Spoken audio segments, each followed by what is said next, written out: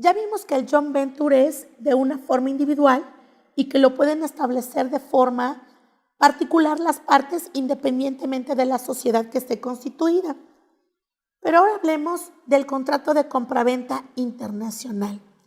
Y para poder hablar de un contrato de compraventa internacional tenemos que hablar de la UNCITRAL, dentro de la Convención de las Naciones Unidas sobre los contratos de compraventa internacional de mercaderías.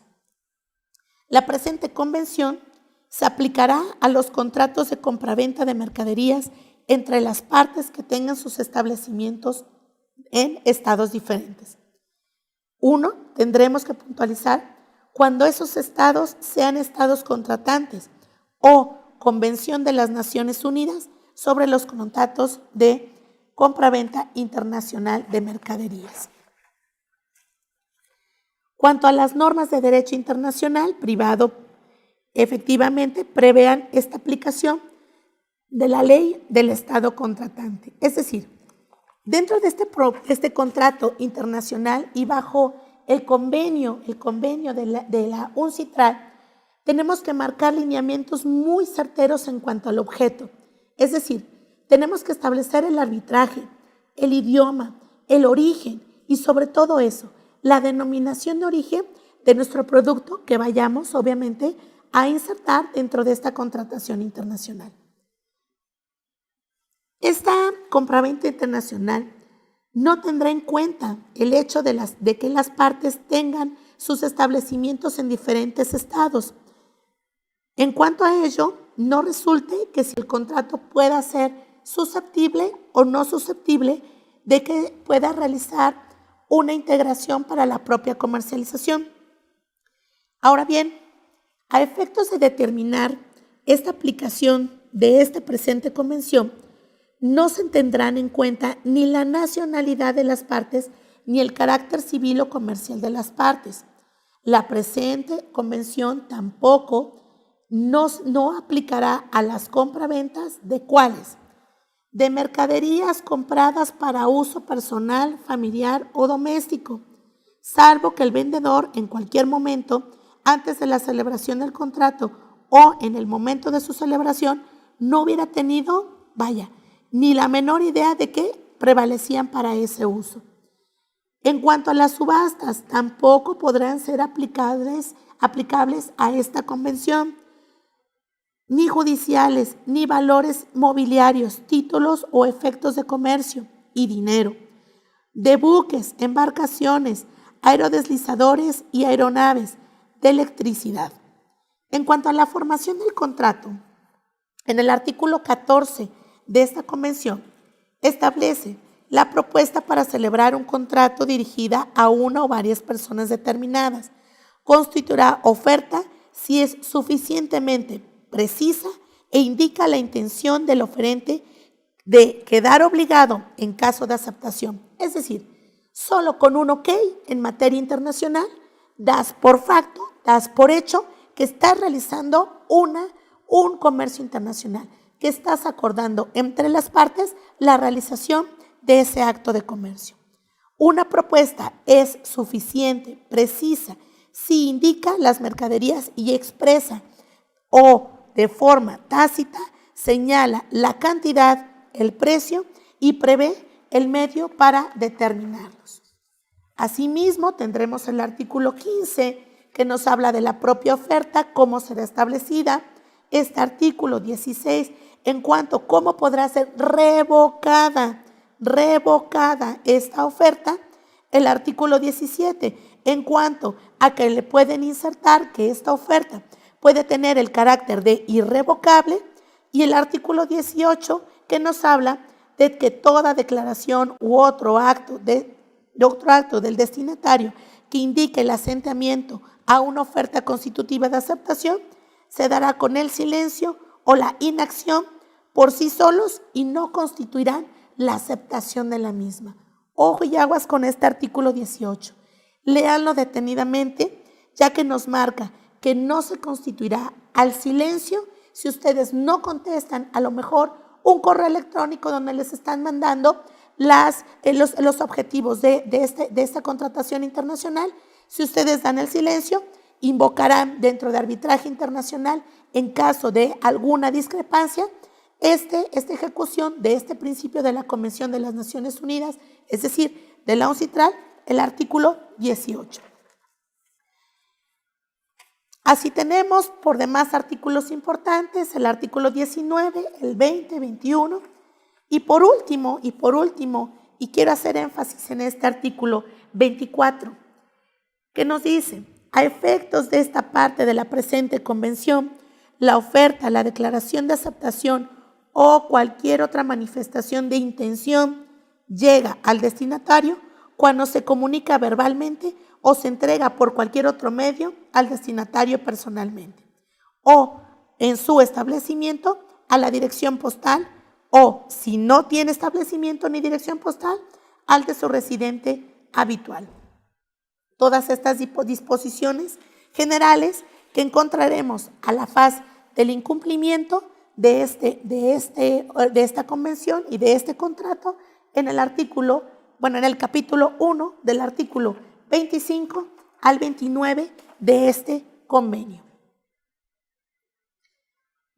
En este tenor, y hablando efectivamente de cuándo sí y cuándo no se puede realizar una compra-venta internacional y a la propia aceptación de los mismos, y una vez que ya hayas leído los artículos que te he nombrado con antelación, encontraremos dentro del Código de Comercio el artículo 89 al 95, mismo que también tomarás lectura, que nos habla de las actividades reguladas por este Código de Comercio, mismas que se someterán a su interpretación y aplicación de los principios de neutralidad tecnológica, autonomía de la voluntad, compatibilidad internacional y equivalencia funcional del mensaje de datos en relación con la información documentada en medios no electrónicos y firma electrónica, en relación con la firma autógrafa.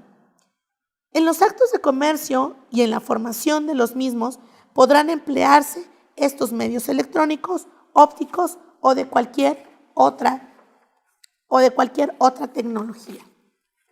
Nombraremos algunos de los ejecutados dentro de nuestro Código de Comercio y tendremos a estas formas o estas distinciones que se tendrán que tomar en cuenta, que será de principio a un certificado, que podrá ser todo mensaje, ¿no?, que tú puedas enviar y confirmar por cualquier vínculo en donde se firme mediante la creación de esta firma electrónica.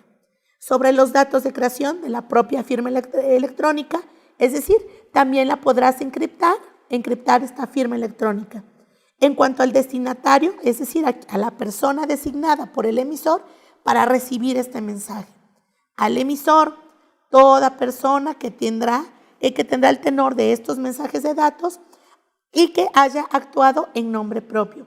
La firma electrónica, que básicamente es la punta de lanza dentro del comercio electrónico, más no, y como referimos con los principios UNIDROIT y como referimos con la UNCITRAL, no, a veces no es necesaria, pero es importante y enmarcada dentro de nuestro Código de Comercio.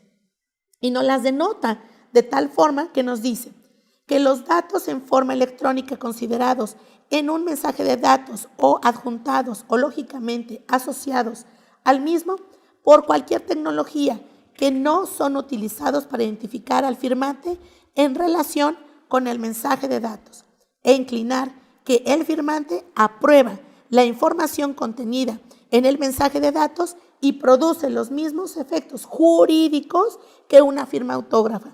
Ojo y aguas, es decir, si ustedes firman un contrato de forma manual, de forma física, de forma formal y solemne, esta firma electrónica está sujeta a estos mismos elementos de arbitraje, evidentemente internacional o de carácter nacional, y se irán a prueba de juicio en caso de controversia.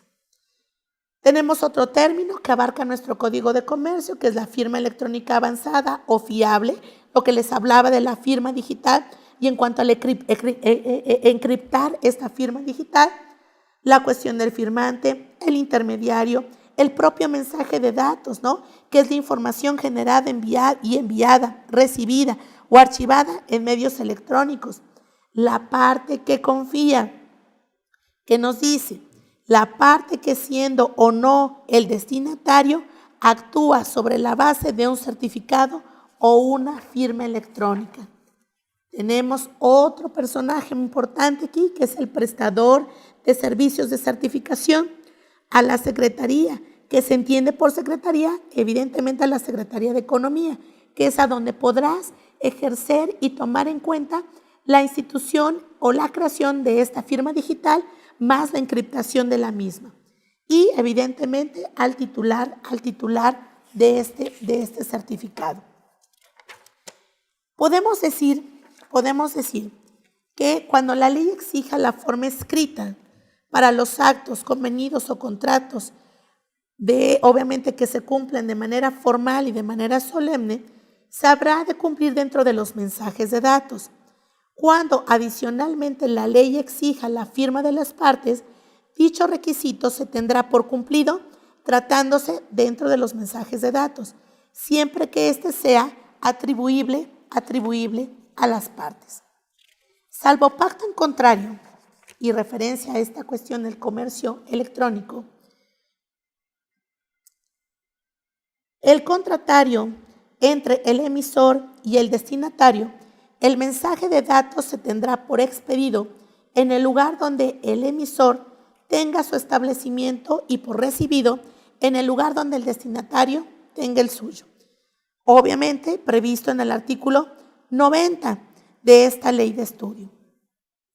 También se puede decir que se presume que cada mensaje de datos recibido en un mensaje de datos diferente, salvo que el destinatario sepa o debiera saber de haber actuado con forma, digamos, tiene que actuar de forma con diligencia o haber aplicado un método que no permita la duplicidad de estos mensajes.